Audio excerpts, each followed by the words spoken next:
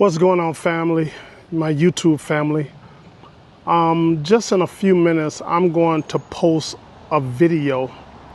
One of the hardest things I ever had to post. A friend of mine had heard about my story and said, you really need to share your story because you never know who you may touch on the other side of your camera. Somebody may have went through the same thing you going through, and your message may be able to reach them in order to help them along the way. But this is one of the hardest things I ever had to post. My childhood coming up I know you've seen the title and the thumbnail, from child abuse from my oldest brother, end up in the system in foster care for 2 years, to my father finding out about it and came from Gary, Indiana to rescue me, who was my hero, man, to, living with him, graduating high school, praying about everything I went through. And God took me from that situation, from a child, to bless me to be a success story one day, in my family, to be a success story. So I'm going to be right back in just a few moments, man, and I'm going to change clothes and go to my back porch, man, and I'm just going to tell my story. I guess this is story time, and you may see some tears, you may see joy, you may see all kind of emotions, man, because it's really touching when I talk about it. And, it's a touching situation, but I'm just going to give you my journey. I'm going to share my journey with you. So give me a few minutes and I'll be right back. I'm going to go and change clothes. And the day is Saturday, man. Day in the life of a school bus driver. Saturday's edition. Just chill mode edition. But I'll be right back and I'm going to share my journey with you guys. Talk to you soon. Bye. I want to welcome everyone to the day in the life of a school bus driver. Saturday's edition, as known as real life edition. I know you guys read my title to this video, or maybe perhaps seen the thumbnail to my video. But I just want to take y'all on a journey of where my life started from and where it is today, today. So let's start at the beginning.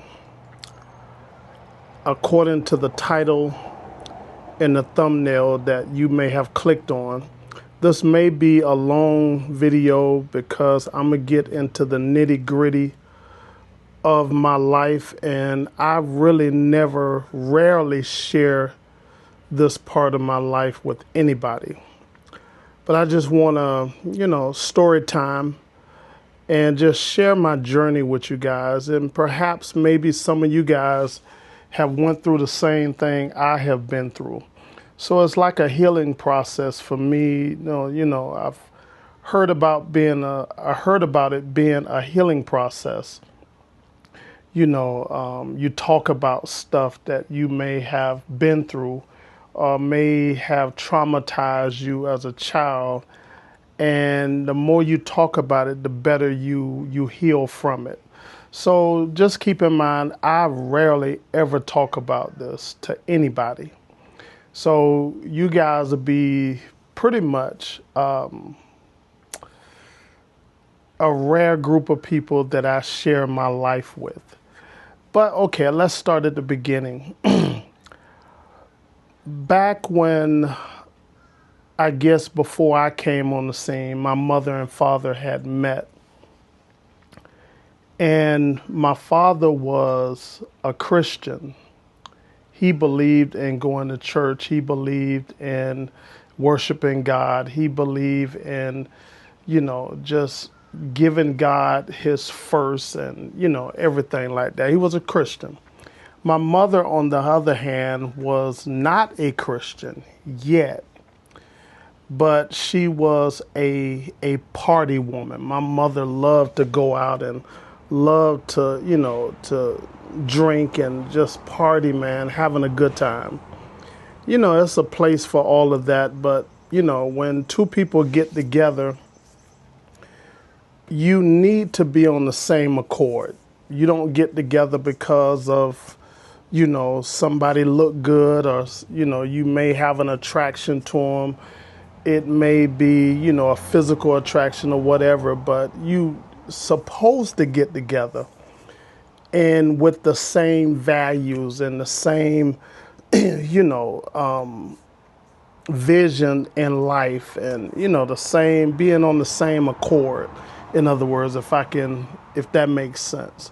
So fast forward, then they get married, and then, I come about, and wasn't too long after I was born, they end up getting a divorce, as so it is with so many other families in the world, right? So I have other siblings too. So when my mother married my dad, that was her second marriage. It's her first marriage from my, with my stepdad. The first marriage, I have brothers and sisters from that particular marriage. So my mother had 3 kids prior to me. I was the 4th child. So I have a brother named Larry, who is my oldest brother. Then I have a sister named Pat. She's up under him. And then I had another brother named Rick. He recently passed from COVID, during the COVID time, 2020. He passed in 2020 or 2021, one of them, 2021, I believe. But he is no longer here. And then they get a divorce from my stepdad. And then my mother married my dad. And I'm his only child. I was his only child. So my father he have passed on since then, but I was his only child. So, as I said, when they get a divorce, my mother, my mother was a street person. My mother liked running the streets. My mother liked going out. My mother liked partying and stuff like that. So, I'm trying to put it all together. From there, when I was about, I believe 5 years old, my mother was running hard in the streets, man. And she did a lot of partying and stuff like that. So from the time I was 5 to around probably 7 years old,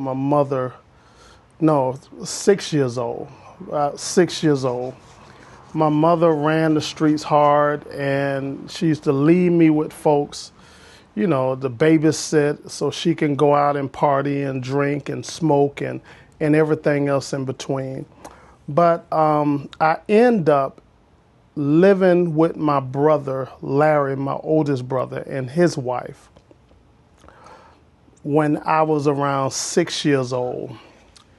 And I lived with him for about a year. So within that year time period, some horrible things happened to me in the care of my oldest brother.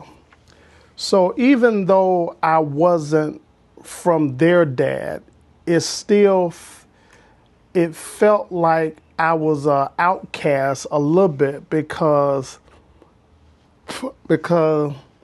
I had a different father. We have the same mother, but I have a different father.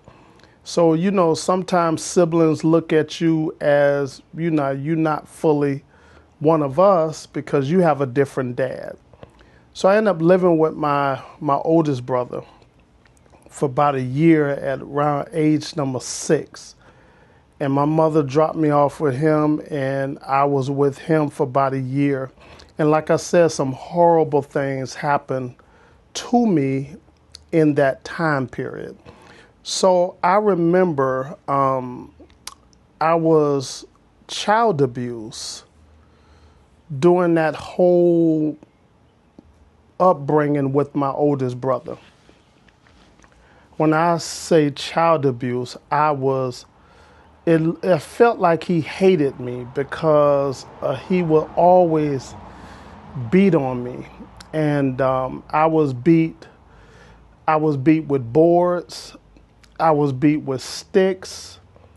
I was beat with stitching cords. Anything he can get his hands on, I was beat from it. And I didn't know why. I was the typical child, but I remember his wife used to lie on me so I could get whoopings. And I remember my brother coming home, man, and he would take a stitching cord and he will whip me till I'm bloody.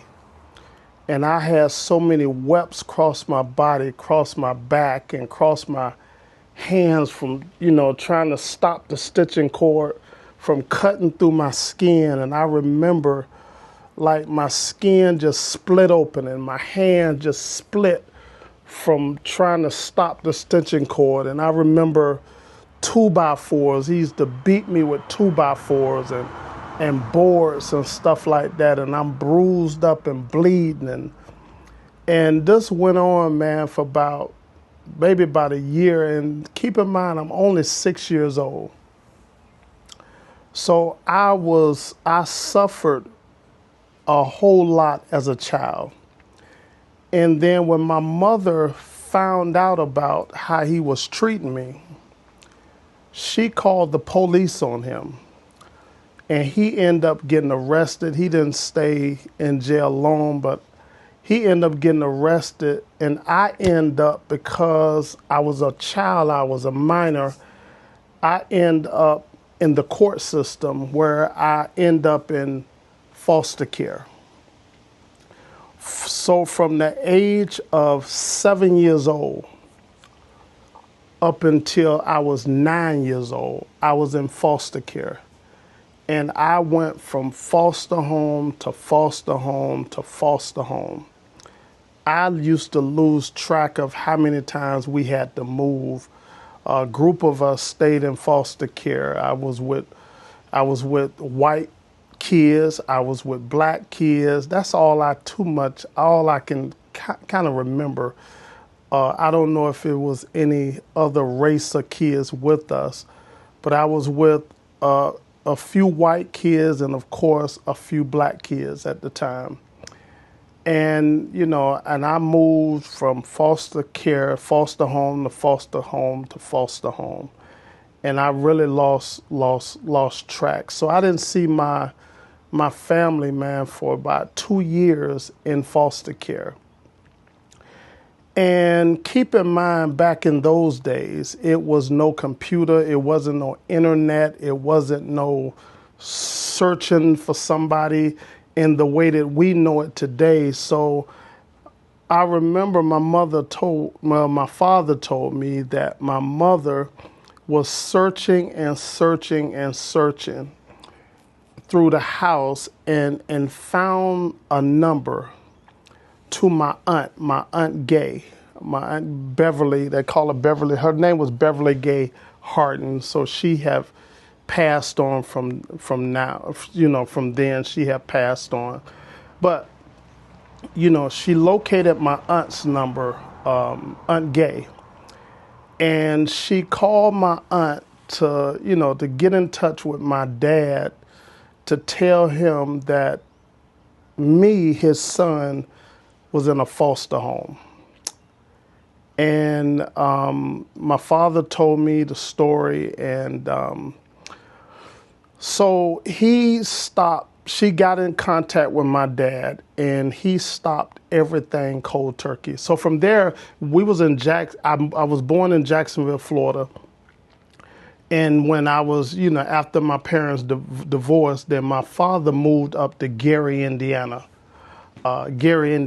So, like I was saying, it wasn't no way you can just search a person online and search the internet, search Facebook, search Instagram, or anything like that. We had to have phone numbers back in those days.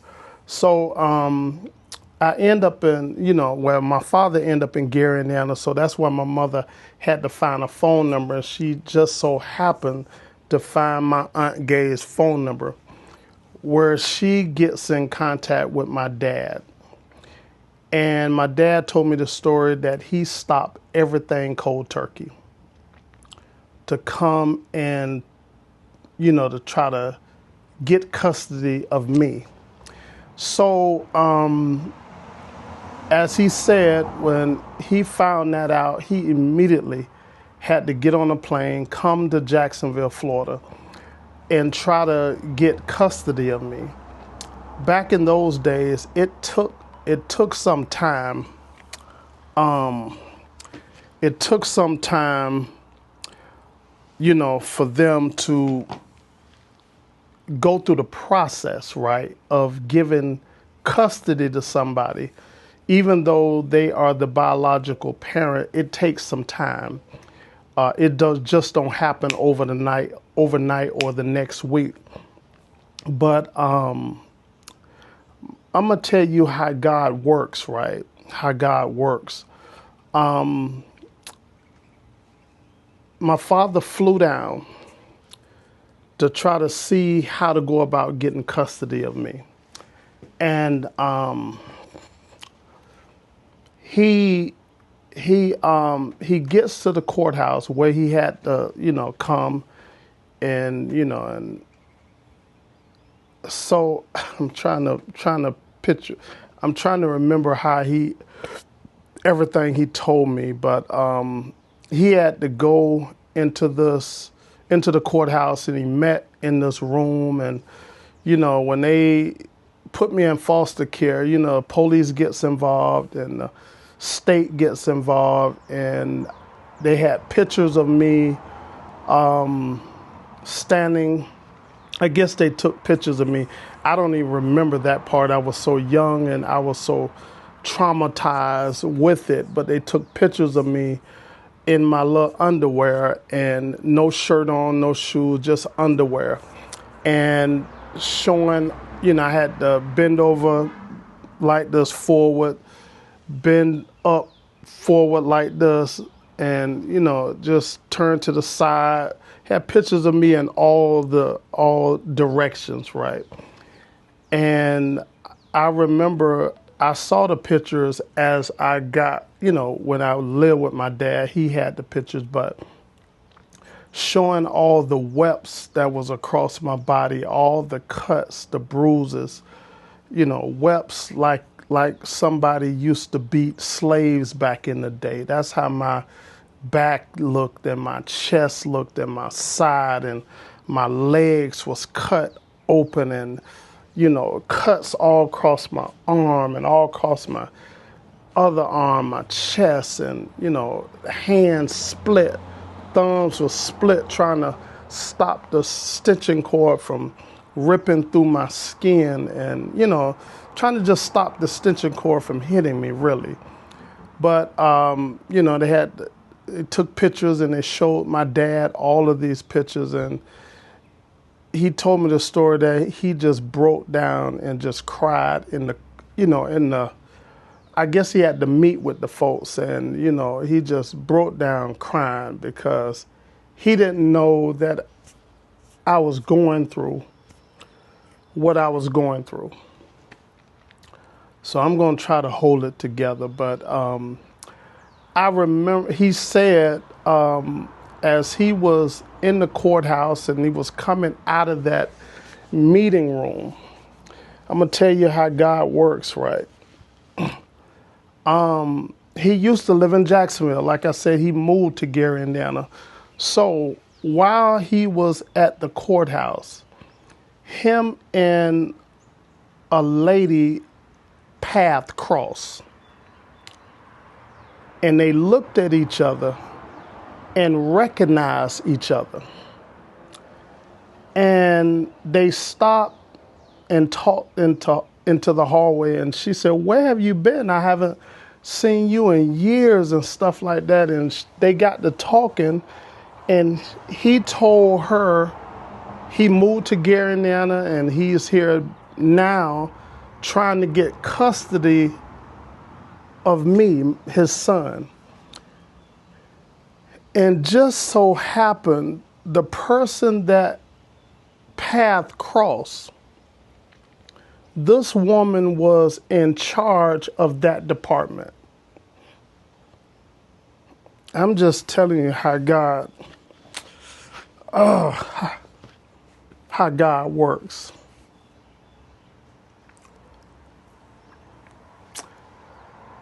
She was in charge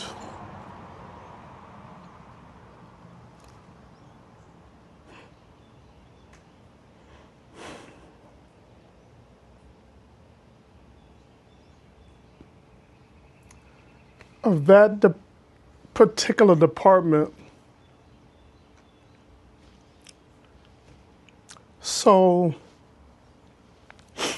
she told him to come to her office.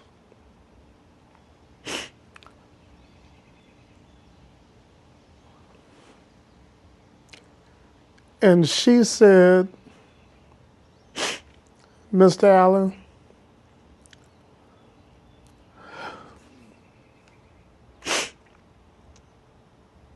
she said, I'm going to pull some strings to get everything taken care of. So you can come back next week to pick up your son."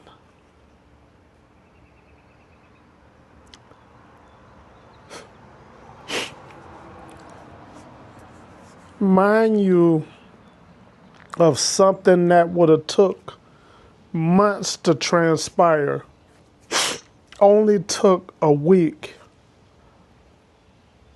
And my father, he came to me and told me, he used to call me Sean. He said, "Sean, I'll be back next week to come get you." And he said, my remarks was, I said, "Pops, please don't forget me."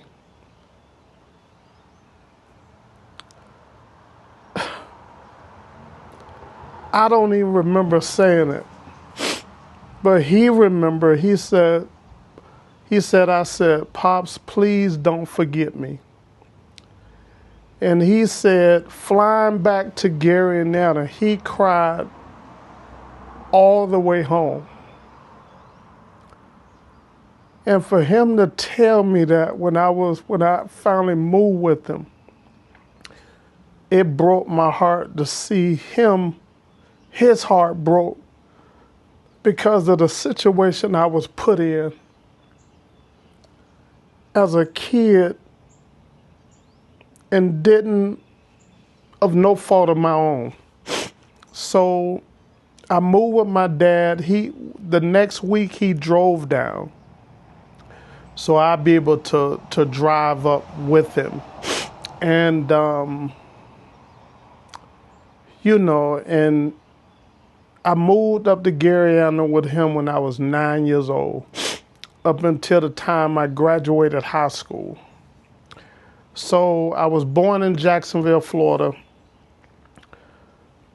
moved with my dad under circumstances that I had nothing to do with when I was 9 years old. And at my graduation, my brother Rick came down and my brother Larry came down. Larry was the one that used to beat on me. And I was always, them thoughts used to come in my head all the time when I see him. I was traumatized from him. I really didn't want to be around him, but he came to my graduation, man, and my father, I guess, forgave him for what he did. And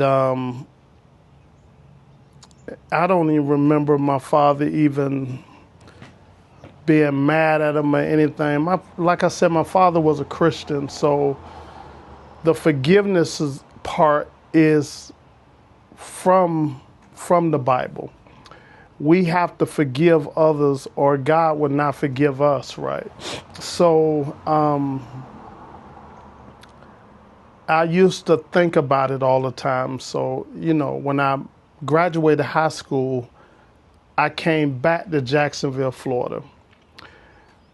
So I can see my mother, right? So when I get to Jacksonville, I didn't even recognize my mother as when I knew her, before I end up moving with my dad.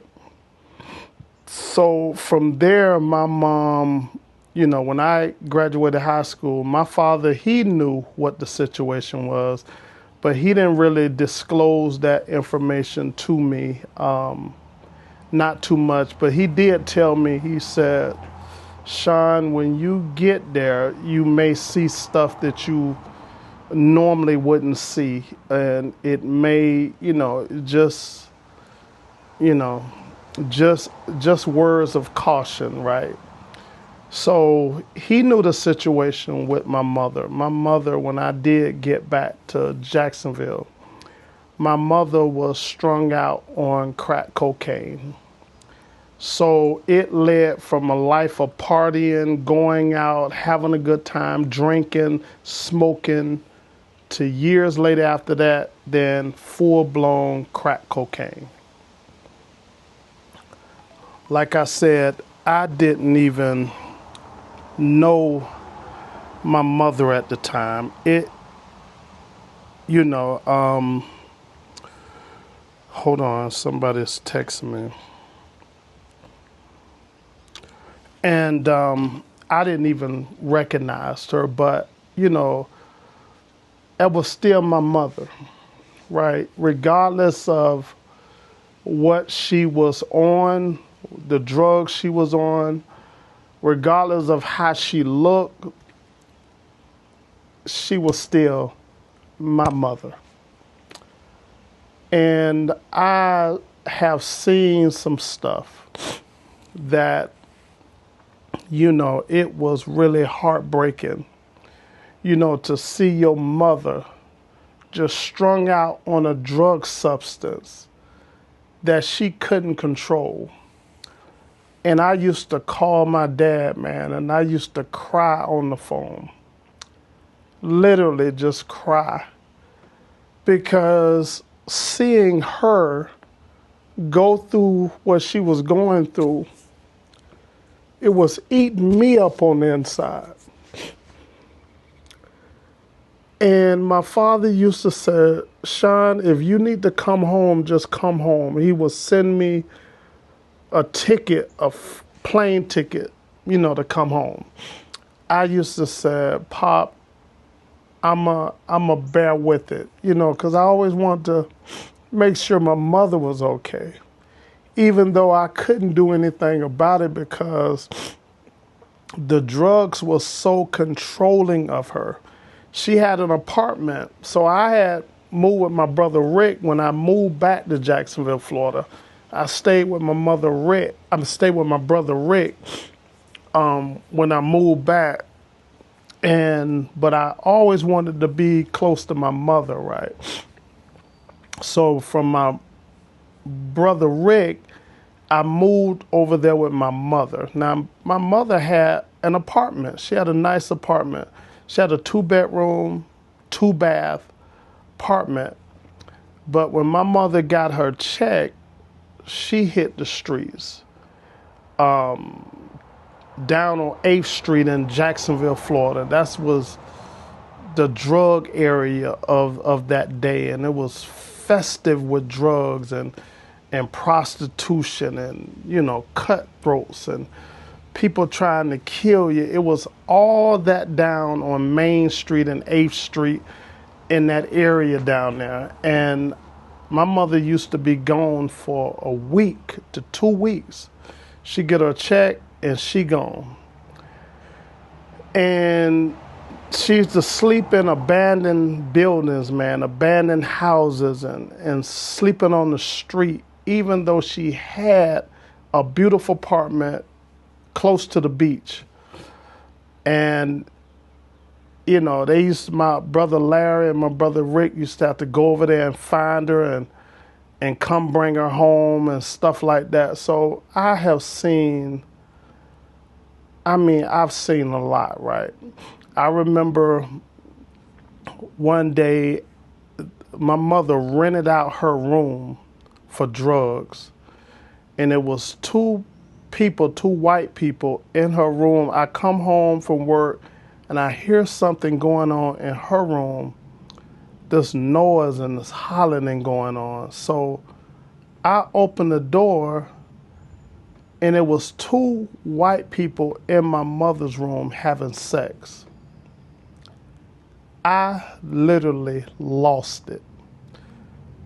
I almost beat them out the house. I really almost beat them out of the apartment. It bothered me so bad. I was so mad at my mother. I yelled at her, I screamed at her, "What is going on with you? What's wrong with you? Why is you doing this?" I grabbed them and I threw them out the house butt naked. Clothes, throwing them out the door. I was so livid, man. To see my mother just going through this length of stuff, trying to get money for drugs. And, you know, I have seen my mother, and, you know, in that area where we stayed in the apartments, it wasn't the best of area. It was drugs in that area too. It was drugs in those apartments. I'm trying to think of the name of those apartments. I can't even think of the name right now, but yeah, it was kind of drug infested. Drug was starting to come in that area, and it was, you know, just running over with drugs there too. And a lot of the dope guys in that area, they knew me. And they knew that was my mother. And they used to come tell me, they said, "Zach, man, I'm not going to sell your mother no drugs because I know that's your mother."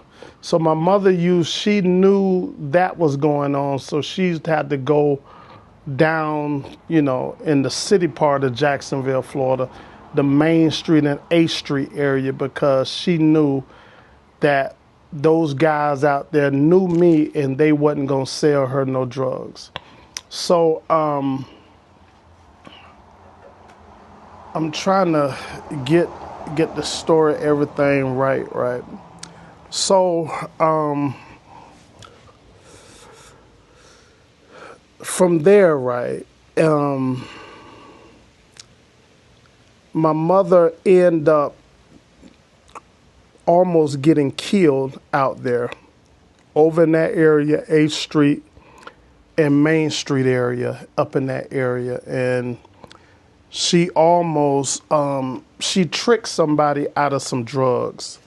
That's what the word on the streets was. She tricked somebody out of some drugs and somebody tried to kill her. And my mother, when they found her, she had been stabbed 23 times. Not cuts, not nobody cutting, but actual punctured wounds. 23 times. She had a punctured lung, punctured liver, all kind of just stab marks all over her body. Stab marks 23 times. Somebody tried to kill her. and they found her bleeding to death on the street. And somebody called 911, and they took her to the hospital, where she almost died. She was in the hospital over a month. And I remember the machines they had hooked up to all these different machines and IVs of fluid bags everywhere going in her body. And she did not look like herself. She had so much fluid in her that she was blowed up like a balloon. And I remember and just coming into that hospital and just seeing my mother go through that stage. They said my two brothers went to look for whoever could have done it, because they would have killed that person if they would have found out, who that person was. But, but they never found him. But my mother ended up in the hospital for over a month, where she almost died. But thank God he spared her life. And when that happened, I believe it scared her to the point where she got off of the crack cocaine. And a lot of it was due to all of those IV bags that they had pumping in her, and all this fluid that was going in and coming out and stuff like that.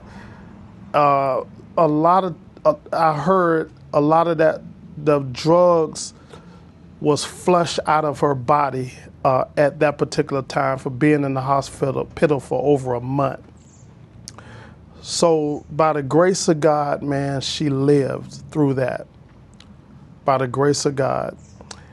And from there, it was one addiction after the other. She got off the drugs.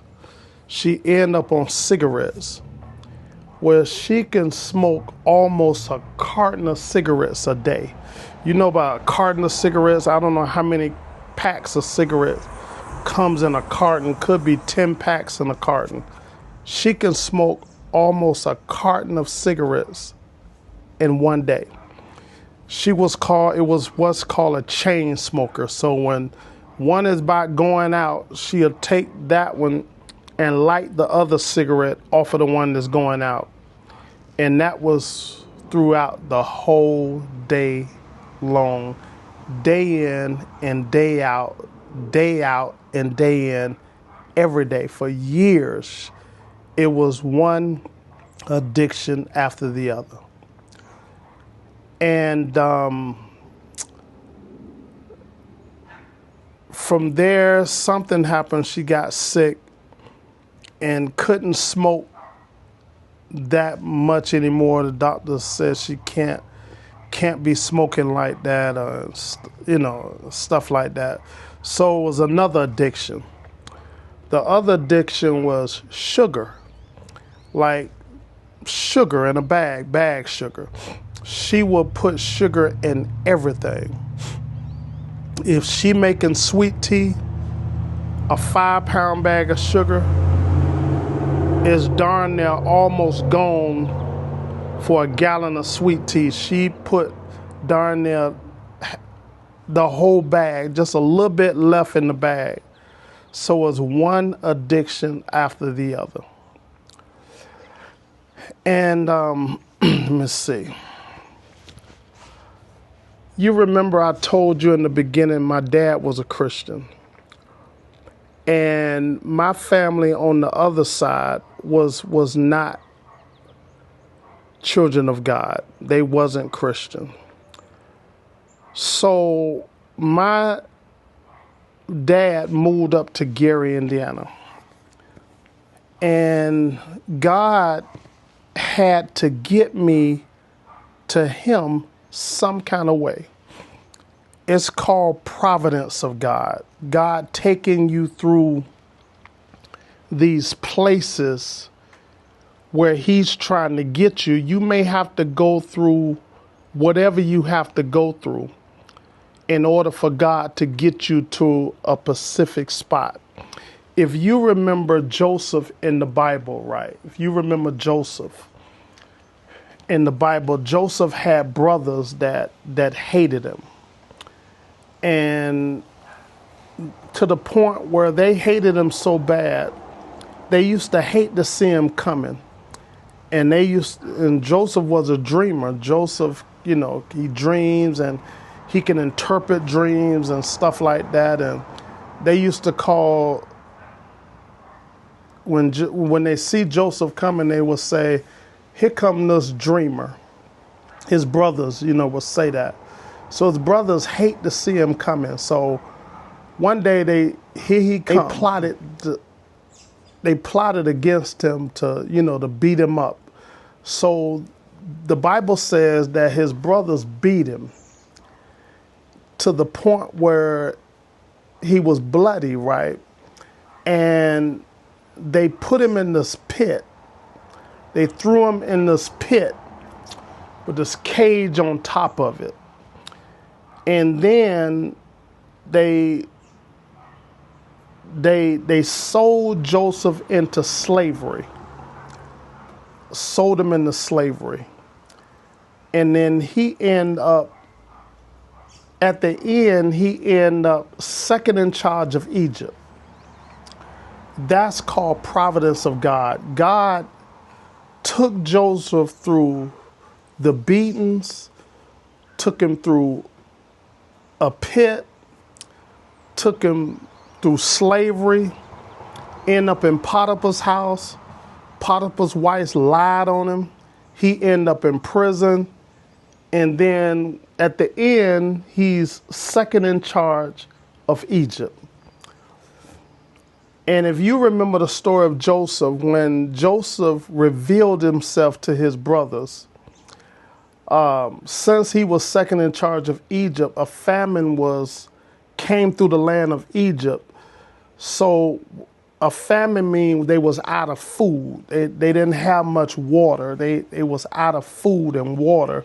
So they had to travel to, Joseph. They had to travel to Pharaoh, and he was second in charge to Pharaoh. So when Joseph revealed himself to his brothers, if you remember these favorite words, Joseph said, "What you meant for evil, God meant for good." Y'all remember that, right? What you meant for evil, God meant for good. And that's how I think about my own life. What my brother meant for evil, God meant it for good. So let me tell you why I said that. My family, on my other side of my mother, was not children of God. They was not saved. They was not in the body of Christ. And God, which is my father's, which I'm my father's only child, he had to get me to my father some kind of way, so I wouldn't end up like my brothers, right? So I had to go through, living with my oldest brother. I had to go through the beatings. I had to go through the 2x4 woods getting beat across my back. I had to go through the sticks and had to go through the stitching cords and all the webs and all of this. And then from that, I had to go through foster care for 2 years. 2 years going from foster care to foster care, from 7 years old up to 9 years old. 2 years. I had to go through all of that in order for God to get me to where he needed me to be. Is with my father, who brought me up in the church, brought me up in the Lord, brought me up serving God, brought me up a better person that my family on the other side could ever be. He brought me up in the way I should go, and I became a Christian from there. And then from there, I'm going to tell you how God works it out. My mother, right, who have been through hell here on earth, I used to think about it all the time, man. I would hate my mother to live on this earth in hell and then die and go to hell. that just used to bother me. It bothered me a lot. So I remember putting together this Bible study program, to share God's word so that a person can make a decision of being a Christian or not be a Christian. So I put together this Bible study program, man, and I remember I said I have to share this with my mother, man. So my mother ended up, in rehab home, nursing home, rehab. She was coming to the end of her days she was sick, and my father passed in 2010, and my mother outlived him after all she'd been through, right? After all the drugs and the stabbings and everything. My mother passed in 2015, so she outlived my dad by 5 years. But let me say this, before she passed, right? Remember, it's never too late until it's too late. So keep that in mind. It's never too late until it's too late. So my mother, it looks like my battery is about to go down. So I'm going to be right back, and I'm going to pick up where I left off. But keep in mind, I'll be right back. Okay, I'm back. That was pretty quick, wasn't it? You couldn't even tell I left. But where was I?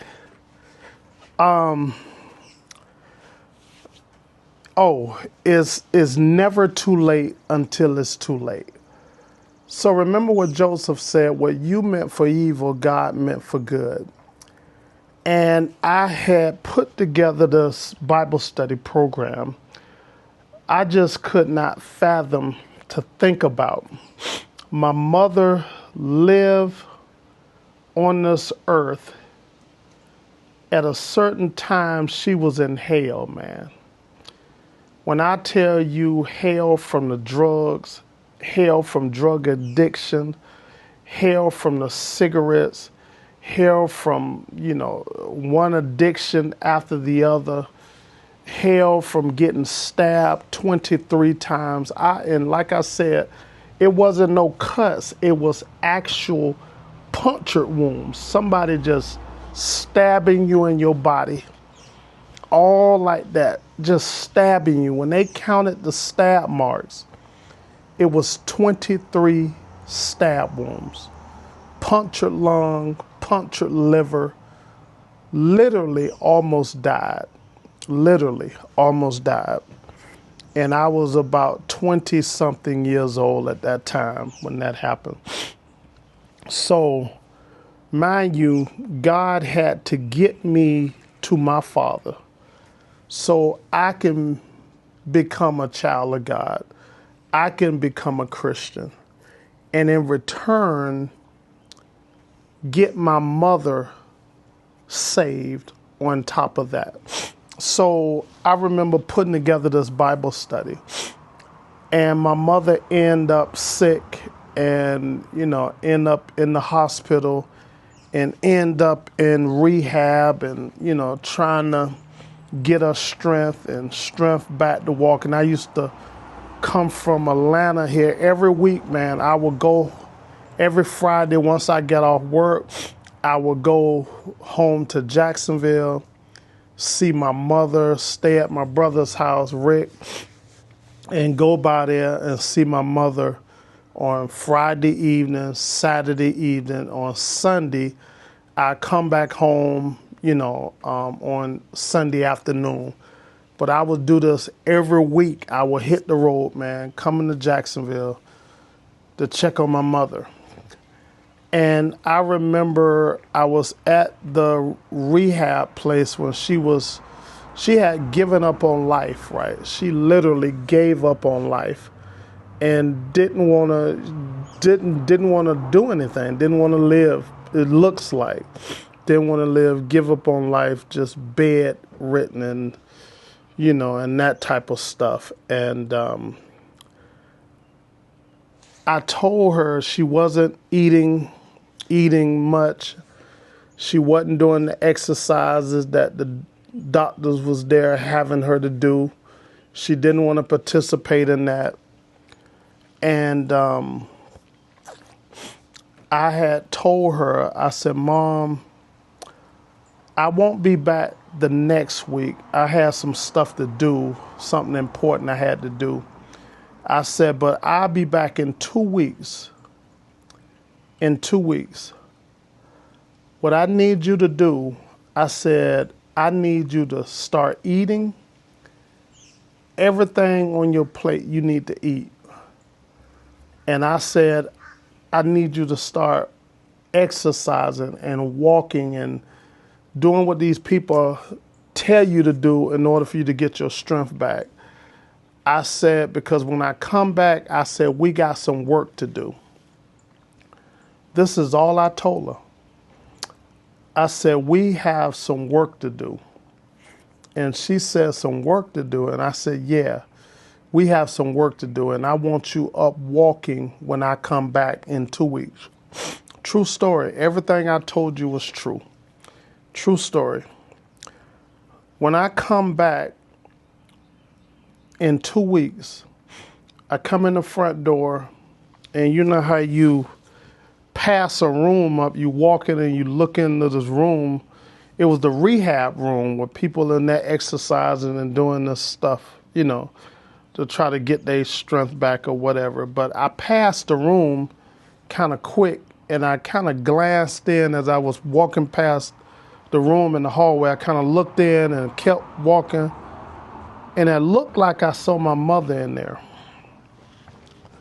And I came back and looked at the door. And I said, I can see my mother in there. And you know how they got little steps inside of there. They had steps where handrails go up. Little thing they built in there, right? Little steps to go on one side, steps to go up on one side, and it's a flat little surface, and steps to go down on the other side with handrails on both sides of that. And I saw her walking up them steps and walking across and turn around and walking up the steps. She walking, ain't paying attention to the door. And she walking up and walking across and walking down, turn around, she walked back up. And I just kind of stood at the door and watched her. And on that second time of her turning around to come back up, she looked over at the front door, at the door, and saw me, and she just had a big old smile on her face. I'm telling you. But prior to her seeing me, I said, look at God, right? Look at God at work. And when she turned around and saw me, she had the biggest smile on her face, just a big old smile. And from there, man, she told the guy, that's my son, at the door. And he immediately stopped there and put in a wheelchair, and we rolled around to a room. And I said, Mom, you remember I told you we got some work to do? And she said, yeah, I remember. So we went to the back part of this rehab center out back, where they had a little pond out there. They had tables out there, plenty of trees for shade, and you kind of sit out there and just in nature. They had tables out there and stuff like that. So we went out there in the back part of this place, rehab place, and just so happened nobody was out there that day. Wasn't nobody out there, it was just me and her. And I said, Mom, you remember we rolled out there and we took her out back, and I took her out back. And I said, Mom, you remember I said we had some work to do? And she said, yes, I remember. And I said, Mom, what I want to do is I want to have a Bible study with you. And she said, a Bible study? And I said, yes, a Bible study. And we sat there, and this program I put together now is so much better than what it was then. This was back in 2014 when I put this program together and had it on paper at the time. So I had my little notebook and paper, had a Bible and all that stuff. And we kind of sat out there in the back, man, and I said, Mom, I want to have a Bible study with you. And I took her through this whole Bible study program I put together with what it was at that time. Now it's so much better. Now it's just, it's really nice now. But took her through this Bible study program. And at the end of it, I said, Mom, do you believe everything we just studied, we just talked about, you read in the Bible? Do you believe that? And she said, yes, I believe. I believe everything we just studied and talked about. I said, the culminating step, Mom, you have to get baptized for the remission of your sins. And she said, yes. Her response to me was, now remember I told you my dad was always a Christian. He was always a Christian. He was brought up that way. And he was in the Church of Christ, the only church you can really read about in your Bible. Not really read about, the only church you can find in the New Testament is called the Church of Christ, the church that simply belongs to Jesus. And her words after that Bible study, I remember her words like it was yesterday. So apparently my father had been trying to teach her as well, right? Because her words was, I always knew that the Church of Christ was the right church. This was her words, man. When she told me that, it told me that my father had also tried to study with her and tried to get her saved and get her baptized into the body of Christ. Because her words was, I always believed that the Church of Christ was the right church. And from there I said, you must I said, Pop was probably talking to you about that a long time ago. And she said, yes. She said, I always believed that the Church of Christ was the right church. And that hit me like a ton of bricks, man. So from there, man, I made a phone call to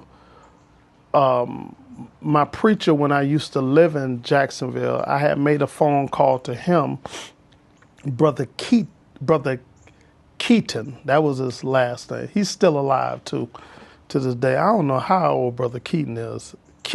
Kenson, I'm sorry, not Keaton, Brother Kenson, from the Lem Turner Street Church of Christ in Jacksonville, Florida. I called Brother Kenson up. I said, Brother Kenson, I had his number. I said, hey, man, my mother, I had just had a Bible study with her. I'm in town, and I had a Bible study with her, and she believed everything that I taught her in this Bible study. And I said, she is ready to be baptized.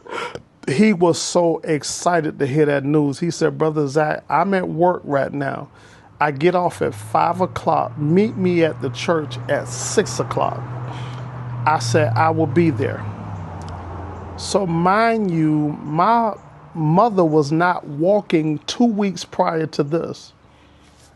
I told the center what I was planning on doing, taking her out. And she was, she was going to spend the day with me. She was going to go to the church. She was getting baptized. And they, all they had to do was sign her out. And she came with me. And we met the preacher at the church at 6 o'clock. So he had his wife there. He had a couple of more people there. My cousin Chris had came by. His wife had came by, and they witnessed my mother getting baptized at age 73. She was baptized at age 73. And I looked at her getting out of my car. Now, 2 weeks prior to that, she wasn't walking. 2 weeks after that, she's on a walker, getting out my car. I got the walker out the trunk, bring her around to the door. She gets out, help her out the car. She gets on the walker. I'm closing up everything in the car, and I see her walking to the front door.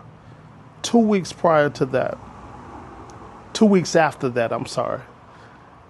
And she get in there, they get her in, they get her changed, put her baptism clothes on, and I watched my mother give her life to God that day, age 73.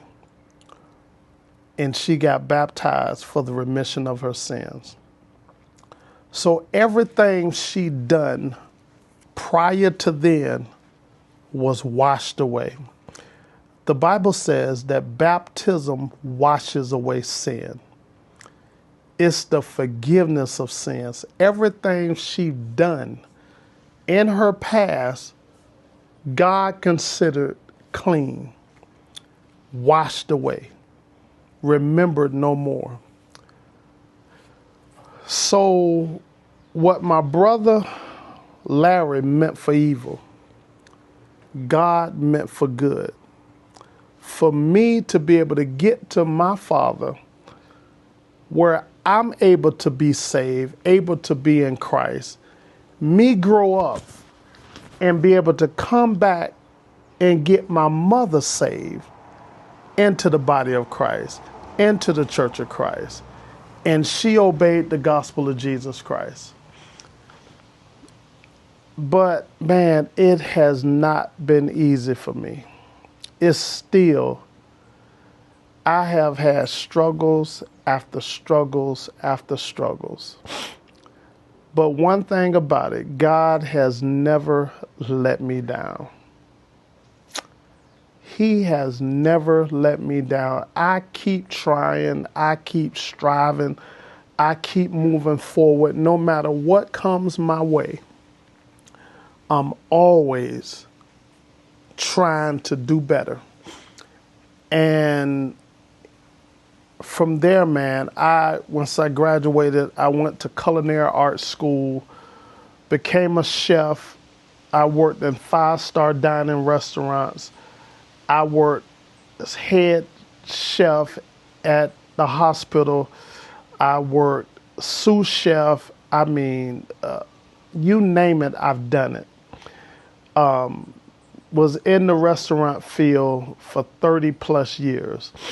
My last 11 years of the food service industry was school food service management. So what I mean by that is I was the cafeteria manager at the school.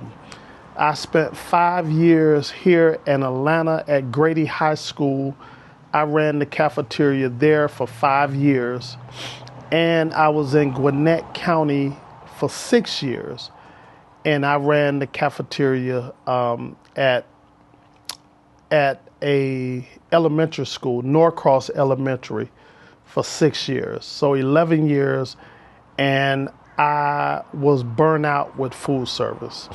I was burnt out. So from there, man, so back in 2010, let me put it this way. Back in 2010, I went to Barber College, got my degree, got my master barber license. And I was still working at Norcross Elementary from 2010. And I opened up my own little private suite after I got out of Barber College, opened up my own little private suite. And I started my entrepreneurship while I was working at the same time. So I was kind of always scared to just step out on faith, right? Just go. Now I'm out of school. Now I'm just going to quit my job. No, it didn't work that way. So I kept working and building my clientele.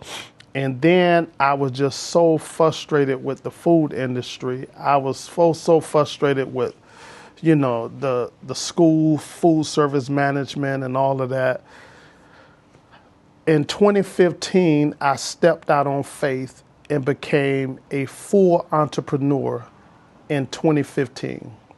I left the school system and I just did barbering full time. And I did that up until 2024. So I have been an entrepreneur, full entrepreneur, from 2015 to 2024. So time had went past. 2015 to 2020. So darn it, 15 years, right? Now it's 15 years, 2025 right now. So 15 years, man, of just barbering.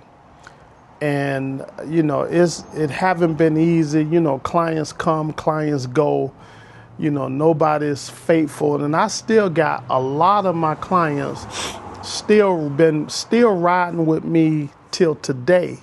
So they've been with me 15 years, man. We have had a relationship for 15 years and they still riding with me. Thank God for them. But, many clients come, many go. But been a struggle, man. Haven't been easy. One struggle after the other. One struggle after the other. Haven't been easy. COVID hit, man. I was out of work for 2 years, man. 2 years, could not work at all. They come and put chains on our doors in the city of Conyers, and we couldn't get in. We were locked out for 2 years. So I've almost lost everything. If it wasn't for God and my aunt, man, I tell you, I don't know where I would be at. So, but 2024, I said, man, I need some insurance.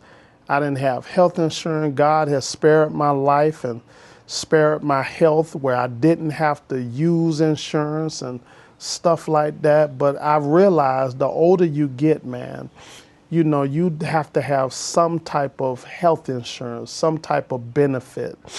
And then now I need to seek out to find some type of work that I can do along with keeping my shop, which I still have. And now I have moved from that first place back in 2010, moved to another place. And then where I am now, y'all kind of see that on my videos. Y'all kind of see that I've been where I am now for 7 years. So this is my third and final place, I believe. I'm not going nowhere else from here. If I leave, then it's totally YouTube. I'm going totally YouTube from there. But pray that's the goal, to be a full-time content creator. That's the ultimate goal. So, but where I am now, man, been there for 7 years, and I needed some health insurance. So I applied back in the school system, but in a different capacity. I'm in transportation now. So I became a school bus driver, man, and that's where I am now. And I have advanced so quick in the space, right? I applied for the job back in September, went through the class, went through orientation, got my CDL license, had to go take the test, to get your CDLs. So you take 4 tests to do school bus driver. You have to take general knowledge, you have to take air brakes, you have to take passenger, and then you have to take school bus. So the first time I went to take the test, I passed 2 and I failed 2, and that thing crushed me. because I hate to fail at anything. So I passed general knowledge, which was the hardest one, they say, and it was. It was the longest test and the hardest. So I passed general knowledge and I passed school bus. So I had to go back and take the air brakes and passenger. So 2 days, when you fail, you can come back in 2 days and retake the part that you missed. So I came back. While I was there, this woman asked me exactly what was I studying, right? And I told her somebody gave me this online thing called Chris CDL. And she said, no, you studied the wrong thing. She said, take out your phone. You got a smartphone? I said, yeah, I got an iPhone. She said, go to your app store. She said, download CDL Prep. CDL Prep. She said, download this. And she said, if you study this, you will not fail. So, man, I went home that day, that same day I failed. I went home and I studied the part that I missed. I studied passenger and I studied air brakes. And when I tell you I did all the practice tests on the app, then I started doing the exam tests on the app. And when I started passing those exam tests, every time in 2 days, I said, I'm ready. I went back after those 2 days and retook the test that I failed on. I passed both of them with flying colors. I'm telling you. So, man, I graduated in that department of transportation real quick. I became a school bus driver. I'm very, I'm very professional out there. Not knocking anything. I just carry myself different. I'm not knocking anybody, or what I'm saying, out there who are bus drivers out there. It's a lot of us. We carry ourselves a little different than a lot of bus drivers do. I carry myself, kind of different than a lot of bus drivers do. When I took my CDL, my test out there to become so I can be able to get my license. I remember my supervisor said, she said, you will be a good, trainer one day. And I said, I would love to be a trainer one day. She said, yeah, you'll be a good trainer. I think you'll be pretty good at it. Because how I talk and how I took my tests. And one more thing, I just thought about when I said how I talk. I'm going to mention something, just a few moments. I'm going to get this thought out the way, but how I talk, I want to tell you something about that. I'm going to tell you how good God is when I said how I talk. But, I speak very well. I explain things very well. So on the board, it was a paper on the board for a training position. And of course, when I saw that, I signed up for it. Immediately, I signed up. And man, I get called for the interview. And I went down and got the interview. Went in the interview. It was like a panel interview. So it was Miss Kathy, my supervisor, and two other trainers also that was trainers prior to me coming aboard. Trainers. And I'm going to tell you this. Before I became a bus driver, before I got my CDL license, right? Like I said, I always try to help people, right? I hate to backtrack. When I'm thinking of something, I have to backtrack to make you understand it, why I'm talking about what I'm talking about. But before I became a bus driver, I would watch this little video on YouTube and about this guy explaining under the hood, right? You have to name all these different parts under the hood. So how he explained it, it was so you can really grasp it, right? You can really learn from it. I'm like, man, this dude explaining in a way you can really pick up and really learn it, right? How he explained it. So people from my class, I was sharing the video with. And, it was just under the hood. That's all it was, under the hood. And I was sharing the video to try to help my people out on, so that we all be able to pass this pre-trip, school bus pre-trip test. And then the senior trainer out there, I'm not going to call no names, but the senior trainer out there get a whiff about me sharing this YouTube video to everybody. Because people just say, yeah, Zach shared this video to help us learn. And, they not really telling, they just talking like, man, he's, he helping us, to learn the CDL pre-trip test for under the hood. So, and she said, he's not supposed to be doing that. And he just doing too much. And he come here trying to do too much. And she telling, don't look at that video. It's not Rockdale's way and this some other county way. Come to find out, it's the same verbiage for everybody. She was just hating on me because I'm trying to help my people in my classroom. So prior to that, so going forward, I was interviewed for the training position. Miss Kathy and 2 other trainers. After I left, I think I did fabulous on the interview. I love panel interviews anyway, because it's, I can deal with the panel better. I can deal with the one-on-one, and you be kind of tensed in there, but the panel, I really like it because I can just show my character off that way.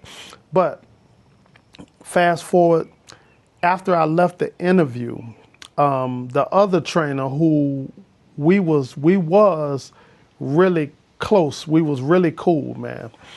And she called me and said that other trainer, the other one, the head trainer, was trying to throw me up under the bus, trying to not get me to get the job, right?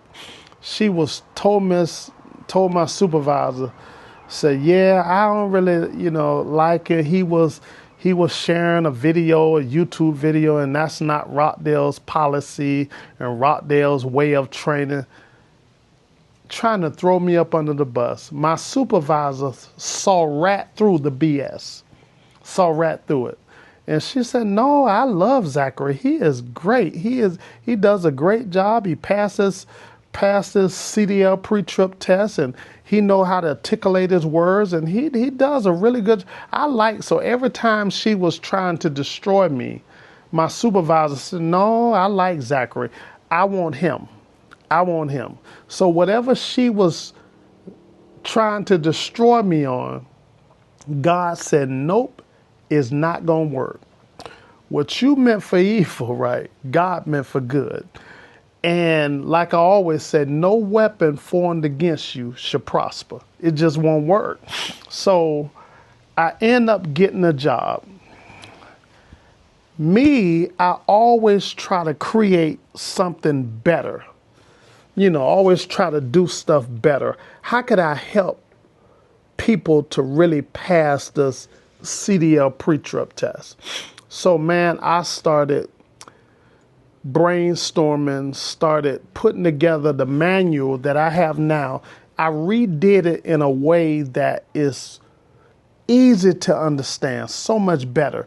So they give you a pre-trip training study sheet, and everything just kind of runs together. You don't know where you are on the paper. It's kind of bunched up, and it's just so unreadable and undigestive, right? So I put it together, saying really the same thing, but in my verbiage, how I would say it, how to make it so much better, how to make it so much easier. I put it together where people can really understand it. And from there, I created a pre-trip video off of these glasses that I have. And man, she got a whiff of that there. Now, mind you, these glasses, these Ray-Ban Meta glasses, has video recording, has, you could take pictures, you could Bluetooth, you could play music in it, you can talk on them, you can do everything on it. It's Bluetooth. And they smart glasses. I can ask it what I'm looking at.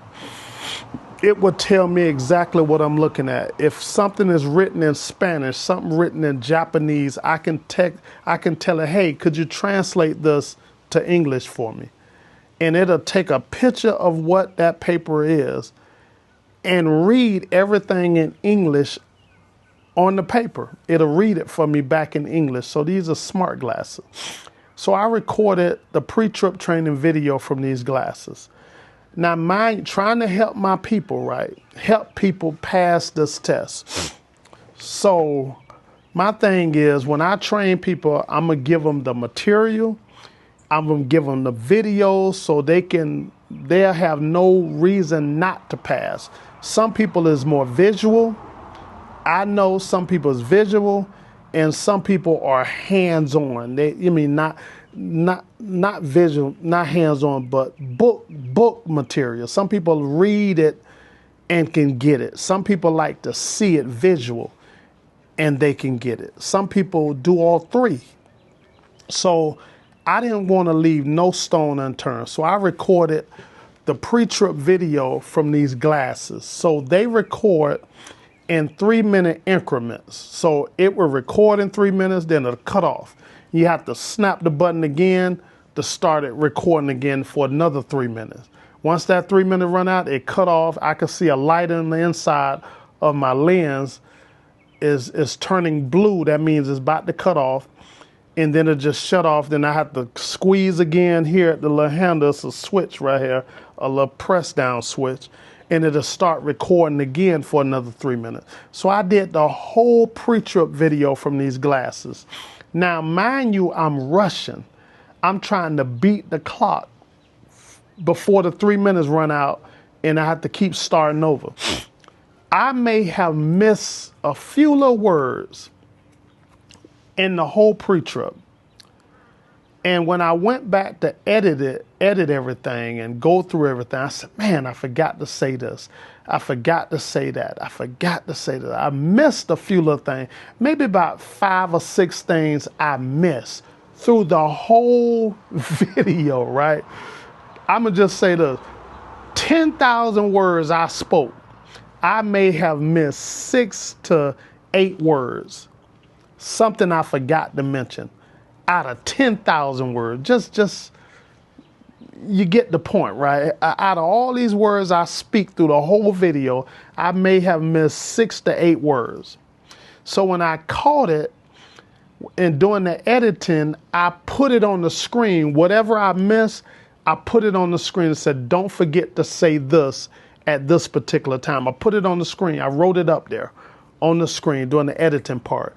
So somebody, when I share my video with everybody, not knowing that the hater has something against me, the senior trainer has something against me, because, when you come in the door and you excel, God excel you the way he did, some people think, or they look at you as a threat. And mind you, man, I'm not like that. I don't want nobody's job. I've never been the type to try to take somebody's job. Always believe what God got for you is for you. If you on that job, if you in that position, God got you there. And that's for you. Nobody can take you off your job. Nobody can steal your spot, right?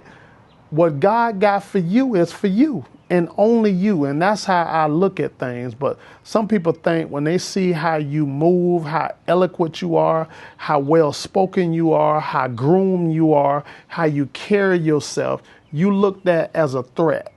And I'm no threat, but that's in her mentality, right? So somebody just shared the video, man, Zach's sharing the video, to help us pass, and not knowing that's the hater they're sharing it to. She go through the whole video. Ask them to send her the video.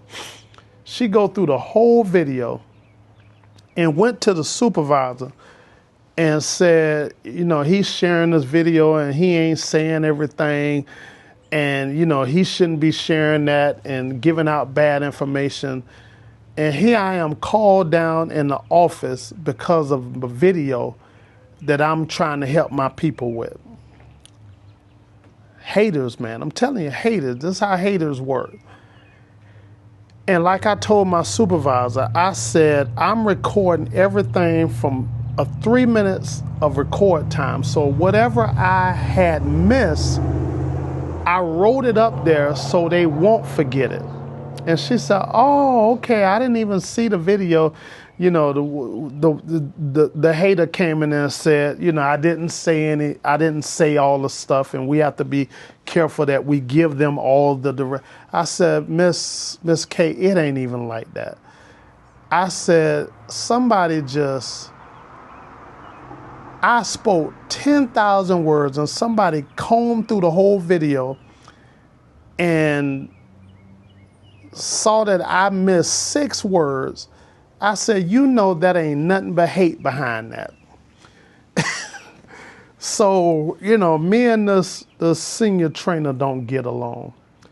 So we have had some back and forth. And like I told Miss Kathy this time here, I told Miss Kathy, I don't want to deal with her no more. I tried to become a friend again after she did what she did, tried to sail me down the river in the interview, all of that.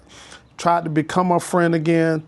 3 times I overlooked it and tried to befriend her again.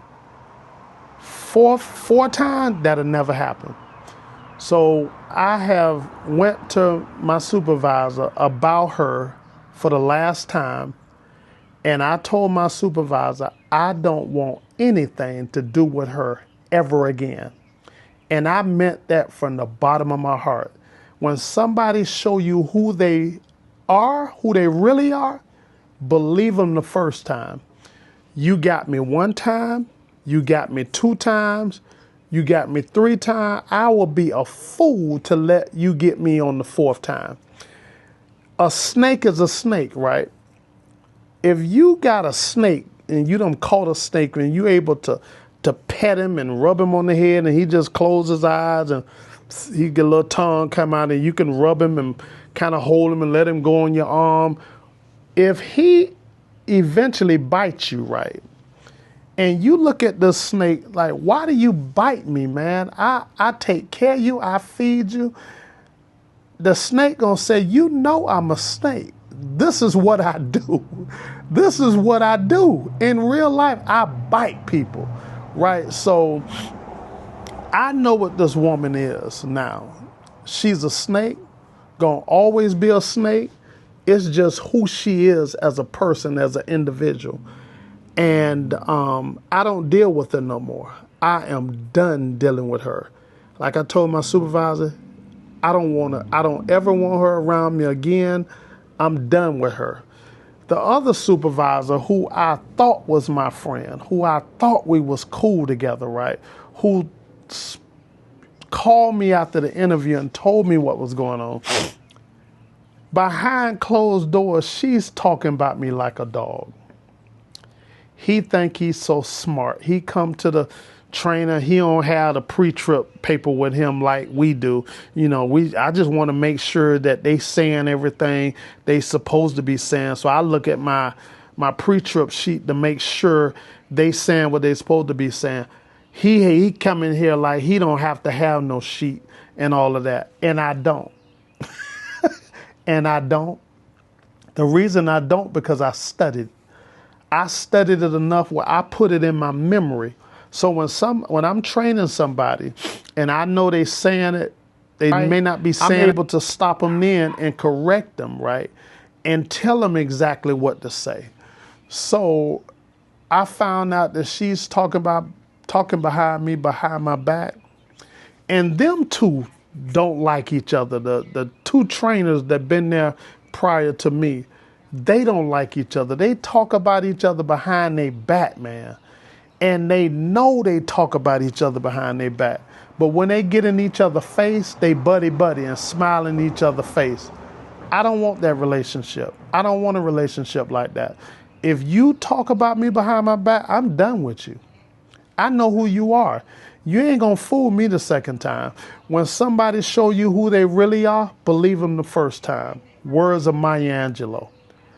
And I live by that word. I live by that. When somebody show you who they really are, believe them the first time. You ain't got to keep trying them out and seeing what they're going to do. They already showed you. You already know what they're about. So that's what I do now. I don't want nothing to do with damn one of them. I'm done with them.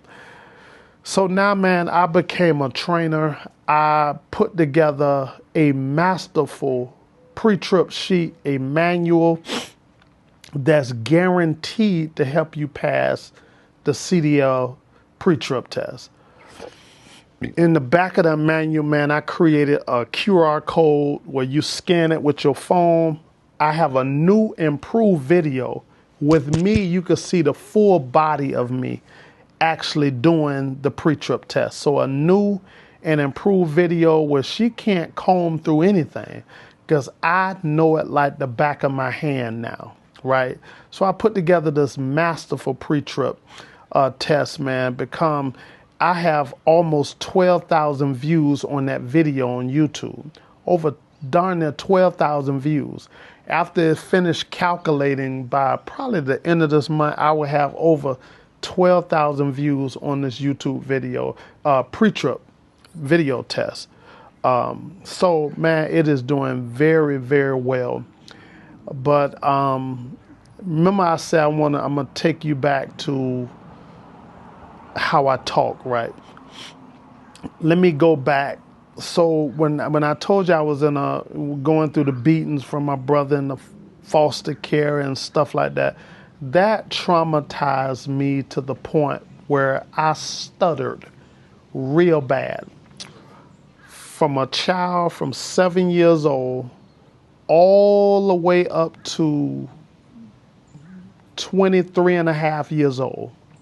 From 7 years old, when I can remember me talking and the stuttering and stuff like that, all the way up to about 23 and a half years old, I stuttered bad.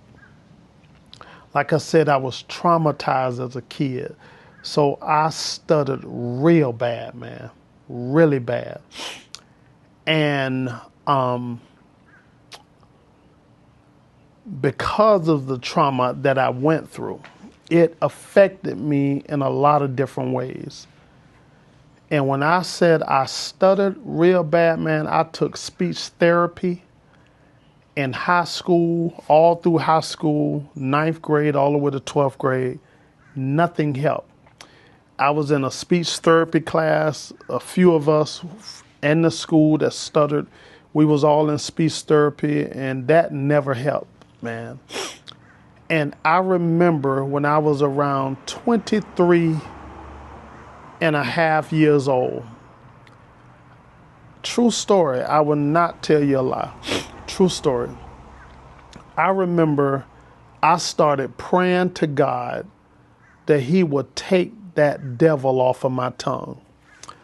And I used to tell God, I said, God, I want to be able to talk like everyone else. I want to be able to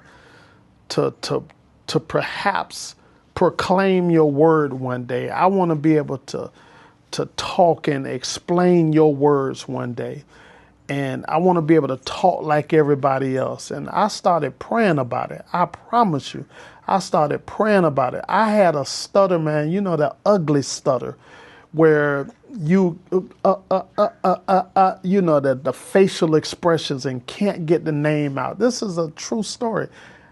People used to ask me my name. It took me literally darn near 10 minutes for me to get my name out. And I'm telling you the truth, darn near 10 minutes for me to get my name out. I have seen people walk away, said, don't worry about it, baby. I know you'll figure it out, you know, one day, or you'll get it one day, right? It's 10 minutes, darn, for me to get my name out. I started praying about this thing at the age of 23 and a half. So it took about some months, man, for God to really hear my prayer and come down and listen to me pray about taking the stuttering away from me. And I remember waking up, I had turned 24 years old. So a few months had went past and I turned 24 years old and, didn't think about it, right? I kept praying about it every night, every day, just kept praying about it. And I remember I was 24 years old. And I remember waking up not waking up overnight, but I thought about it. I said, a week had went past, and I thought about it. I said, man, I'm not stuttering no more. A week had went past, and it dawned on me I wasn't stuttering no more. God had taken that devil off of my tongue. God have taken that spirit, that evil stuttering spirit off of my tongue. He took it away at the age of 24 years old. And I haven't stuttered since then. I don't stutter no more. I can articulate my words. I don't have the best of English. I'm more Ebonics, but I'm more, street or whatever you want to call it. I don't have the best of English, but I can articulate where you know exactly what I'm talking about. I bet you that much. But I remember getting talked about in class. I remember, the teacher would have everybody read around. I used to hate that. And I used to look at this teacher, why do you do this? And I stutter and people gonna be laughing at me. Why you wanna read around? Just call on somebody you wanna read and just get that person who's good at reading to read, right? So this teacher, man, in my class used to always, okay, we're gonna read around. Read a piece of the chapter a piece. And it get to me. And everybody in the classroom laughing, talking about me. Zach can't read. Zach's stupid. Zach dumb. Zach can't read. I can read. I just couldn't get the darn words off. The words out. That's what was going on, right? I can read. So I've been through all the laughter, all the talked about and people picking on you and this and that. I went through all of that, man. And now look at me now. Them same ones used to talk about me. Them same ones used to have jokes. Look at them now, right? The same ones who did all the talking, all the joking, all of this and all of that. Zach gonna be a dummy. Zach ain't gonna mount up to anything. Zach this, Zach that. Look at them now. Be careful what you say about people. Because God got a way of spinning it back around. The ones you talked about, the ones God gonna put on top one day. The ones you thought that was on the bottom, God gonna flip it around where you be on the bottom and that person be on top. So be careful how you talk about people. Be careful how you pick on somebody. Because God always spin it back around with that person on the top and you on the bottom. I remember some of those folks, man, and I'm not talking about nobody, but they look a mess right now. And Zach's still looking fine as wine. I wasn't fine back then, wasn't fine as wine then, but boy, God has preserved me. Well, I don't look my age. I'm 50. Matter of fact, April 29th, I'm going to be 58 years old. April the 29th. If God let me live a few more days, I'm going to be 58 years old. Show me 58 on me. Don't worry, I'll wait. Do I look 58 years old? Come on. Show it to me. Nah, man, I don't look no 58 years old. But those folks who was doing all the talking about me, all the laughing, all of this, all of that, oh, they look past 60. 60, 65, 70. Some of them look like they're 70 years old. Go figure, right? When you stay with God, when you keep your hands in God's hand, when you walk in the path of righteousness, man, God keeps you. God preserves you. God takes care of you, right? So that's it, man. I have ran my mouth for over an hour. Almost 2 hours. It's going to be logged on. When I put these videos together, I had to stop and go get my battery charger. It's going to be over 2 hours when I put these videos together. But, man, I just want to give y'all my journey. This is storytelling. It's a Saturday, and it is a beautiful day out here. I am sitting on my porch. And it is a beautiful day out here, man. And I am so thankful. I'm on YouTube now, and I've been monetized, man. God has taken me a mighty long way. I started out on this YouTube journey, didn't know what the outcome was going to be. I just knew I always wanted a YouTube channel. And I decided to put one together at the end of January of this year, 2025. And put together a YouTube channel, and now I am monetized. And I thank God for it. I thank him for it, because you never know where it's going to lead you, right? You just never know. And I just want to take y'all on my journey, man, from where I came from to where I am now. I am a Christian, number one. Number one. I am an entrepreneur. Number two, I've been in business for 15 years. From 2010 up until 2025, I've been an entrepreneur for 15 years. And I am now a school bus driver / trainer. And I got the number one training video of the CDL pre-trips. Nobody do it the way I do it. I have a manual that it is superb, man. When I tell you, it walks you through the process that you can't fail, you can't fail it. You can't fail. And then on top of that, I have a QR code in the back of the manual that you can actually scan it with your phone, and the video will come up that has almost 12,000 views. And I have had people contact me and told me that they passed the CDL pre-trip test because of my video. And I have sent every person I trained since I became a trainer. I'm at number 10 now, I believe. Number 10 is coming up. I got number 11 is coming up. So I got 2 people going to test this coming week. I got one girl that's going to test Tuesday, and another one is going to test this coming Friday. And both of them is going to pass. So that's going to be number 11, 10, 12. I'm sorry. The 2 that's going to take the test next week and going to pass, that's going to be number 12. So I have sent 10 people through already. 10 people passed. 2 people got 100s on their pre-trip test. 2 people.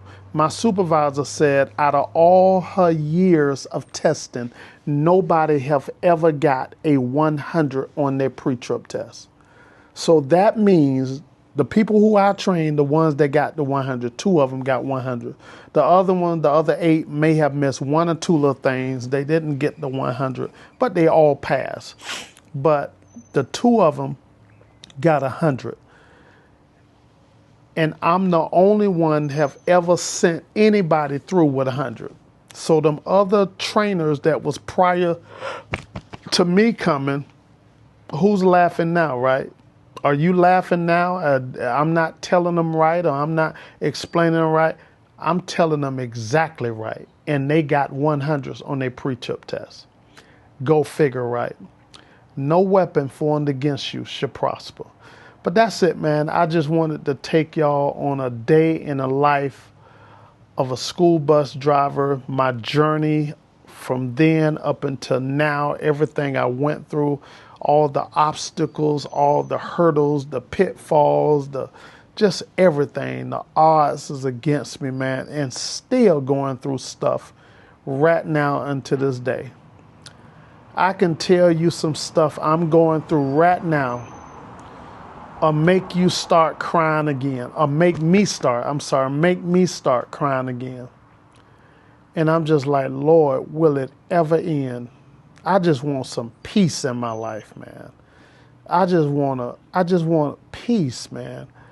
I'm the type of person, I hate mess. I hate to not be in a peaceful state, man. I just want peace for once in my life. I have never had just a sense of peace. It's always been a struggle. I don't know what it is. I just don't know. But I hope one day, man, I just have that kind of peace that I pray about all the time. That God will one day reward me for all the positive I have done. You know, I have done a lot of negative too now. I have not always done everything right, but I have not been the baddest person out there in this world. I'm some stuff I'm just not gonna do. But I just pray that God will let this journey of this YouTube journey, man, get me to the point where I'm at peace and I can go on with my life and just live the way that's pleasing to God, man. That's it. So that's it, man. Day in the life of a school bus driver, Saturday's edition, just giving you 100% of me, 100% of my journey. And that's all I can do. If you like this video, man, don't forget to like, comment, and subscribe, man. Subscribe to the channel. I pray that you guys looked at the whole thing because it may help somebody. It may have helped somebody if you look at it. Man, share this video if you think if you had a chance to look at the whole thing and how my life started and how it, where I ended up. A lot of time people know people who have been down this road before and they may be still dealing with the collateral damage from that, right? And you can send them this video and perhaps it will help them, man, to overcome, those obstacles, to overcome the collateral damages that they have, got from their trauma in their life, man. But share this video, man. If you like, comment about it. And, I respond to all my comments, man. Every time somebody send me a comment, I'm going to respond immediately. When I do see it, I respond. So don't forget, man, like, comment, and subscribe to the page. And I'm just going to give you 100% of me going forward, man. I don't want to hold anything back. I'm going to always be transparent with you and just speak freely, man, because you never know who it may help. But that's it, man. Zach, I'm signing off, and I will see you guys another time. I'll talk to you guys later. Bye.